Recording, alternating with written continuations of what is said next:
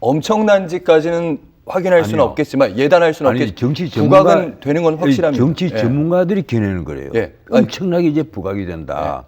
그래서 이재명은 뭔가 하면 지금 벌써 그런 이 여론조사가 어떤 게 있는가 하면요.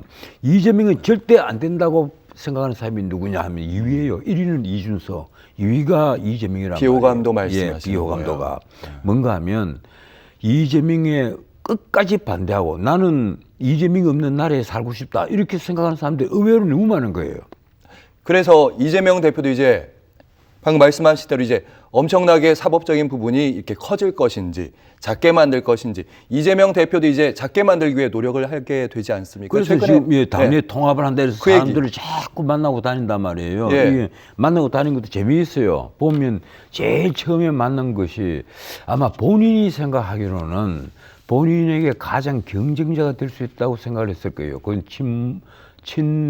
친문의 적자라고 볼 수 있는 김경수. 그렇죠. 김경수를 제일 먼저 만났잖아요. 예. 아마 김경수를 만난 게 그 2월 10일경 13일. 예, 13일 만났죠. 예. 예, 14일 만나고 그 다음에 이제 만난 것이 김부겸, 이 영남의 주자 김부겸을 만났고 그 다음에 만난 것이 자기와 적대적 관계를 해서 자기가 세 번이나 목을 쳤던 박용진을 만났습니다. 맞아요. 예. 박용진을 만났는데 박용진을 만나서 박용진이 뭐 웃으면서 악수를 하고 했지만 그 마음이 속이 얼마나 쓰리겠느냐 말이에요.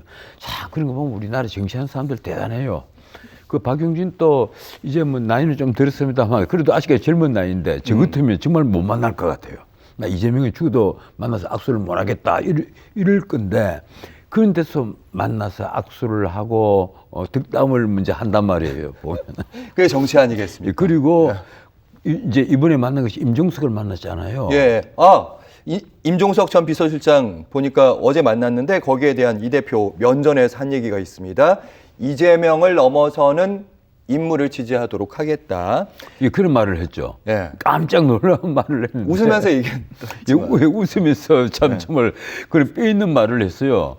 그런데 사실 임종석만 하더라도 이 홍익표 의원이 임종석에게 자리를 돌려준다고 하면서 자기는 서초울로 가서 원내대표 지낸 분이에요. 홍익표도. 그런데 이제 낙선을 했잖아요. 예. 낙선을 할 정도로 그 승동갑을 줬는데 이재명은 그 승동갑을 두고 생각을 다르게 하고 있었단 말이에요. 이러니까 임종석으로서는 괘씸하죠. 예. 이 이재명이 정말 그 이재명의 지난번에 그 비명 행사 있잖아요. 비명 행사를 해서 일당 체제로 하는 공천 파동.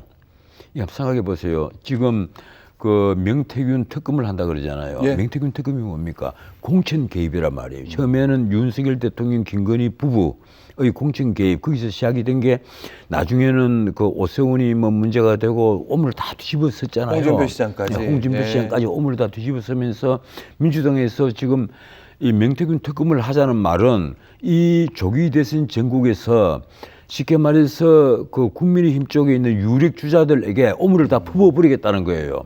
그리고 국민의힘 그 공천 과정에서 얼마나 국민의힘이 부패를 했는지를 보여주겠다. 권력이 다 한 공천이다. 이 엉망진창의 공천을 보여주겠다 이러는데 거꾸로 가령 여기가 선진 민주정이었다면 과거에 민주당에서 이재명이 막 쳐냈잖아요. 원내대표 한 사람만 박광훈 쳐냈죠. 홍영표 쳐냈죠. 홍익표 저렇게 서초울에 가서 낙선하도록 만들었죠. 그러면서 임종석까지 아닌 말로 그냥 쳐박아 버렸죠. 예. 이렇게 하면서 박용진은 세 분을 죽였어요. 세 분을 죽였단 말이에요. 예.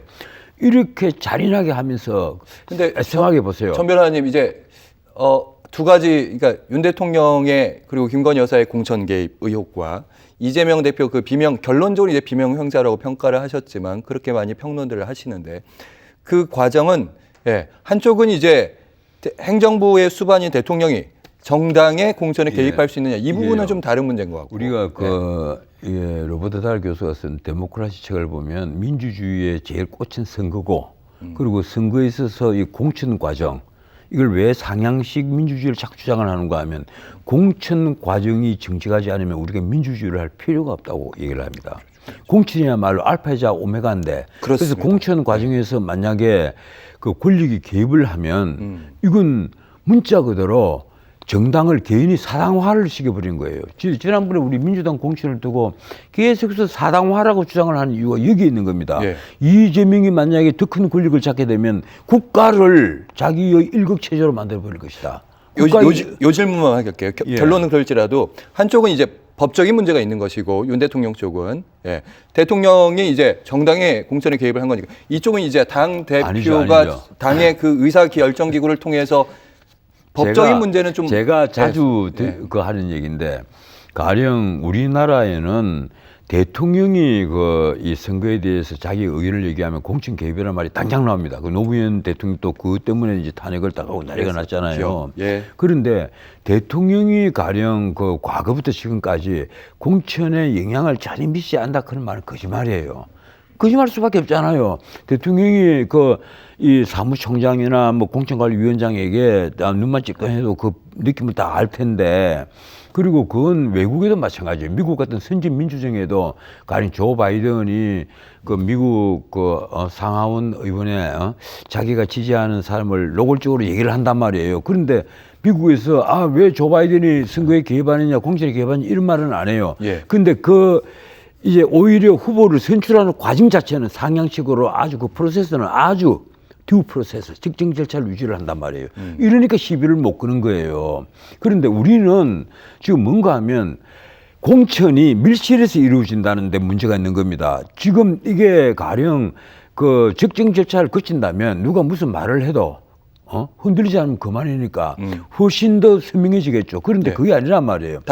그러니까 전 변호사님, 당시 민주당의 공천은 밀실의 공천에 가까웠고 공천이 밀실에서 가령 당대표와 측근이 몇몇이 모여서 얘는 안 돼. 얘는 동그라미 쳐. 얘는 절로 보내.